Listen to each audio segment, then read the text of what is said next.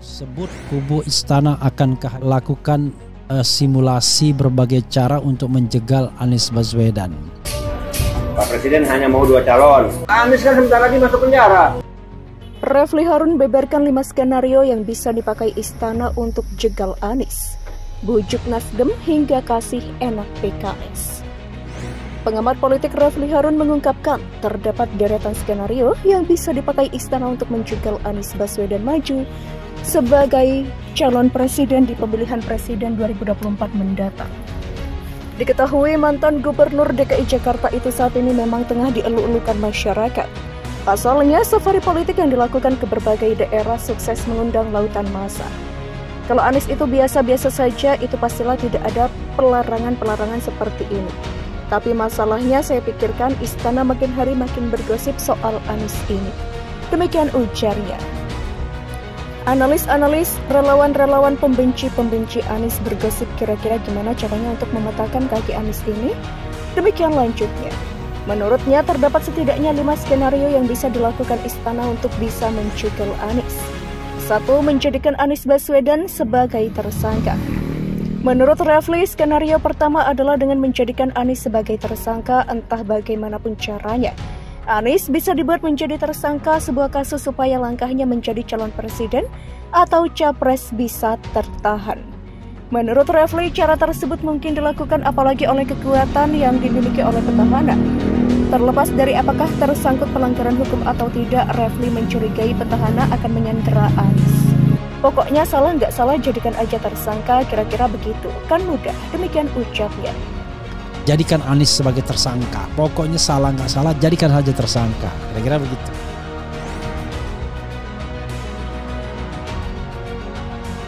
Kemudian skenario yang kedua adalah dengan memberikan fasilitas sebaik-baiknya kepada Nasdem supaya Nasdem balik ke pangkuan istana. Selain itu, Nasdem tak bisa lepas dari pemerintahan karena hak prerogatif sepenuhnya ada pada Jokowi. Bujuk Nasdem balik ke pangkuan istana, kasih fasilitas sebaik-baiknya, seenak-enaknya. Demikian ujarnya. Bujuk Nasdem balik ke pangkuan istana, kasih fasilitas sebaik-baiknya, seenak-enaknya. 3. Memanjakan Partai Keadilan Sejahtera. Skenario yang ketiga adalah mengiming-imingi dengan 2 jatah kursi di pemerintahan atau dengan memasangkan Ahmad Heriawan dengan Prabowo Subianto. Pokoknya dengan memanjakan PKS. Atau bahkan dengan merayu PKS agar gabung dengan Koalisi Indonesia Bersatu yang diisi oleh PAN, P3 dan Golkar. Kasih enak PKS bila perlu pasangkan dengan Prabowo Subianto akhir. Demikian lanjut dia. Kasih enak PKS bila perlu pasangkan dengan Prabowo Subianto akhir. 4. Memberikan AHY jabatan yang empuk.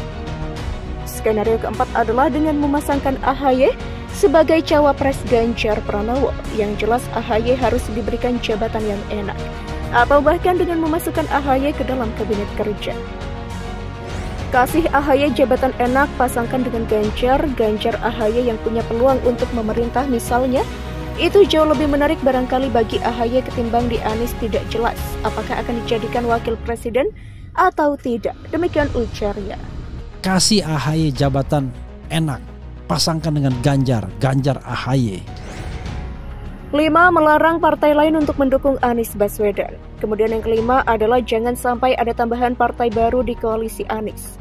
Larang partai lain untuk mendukung Anies, jadi stop P3, stop PAN, apalagi Golkar. Jadi tidak ada tambahan partai baru di koalisi Anies. Demikian tandasnya.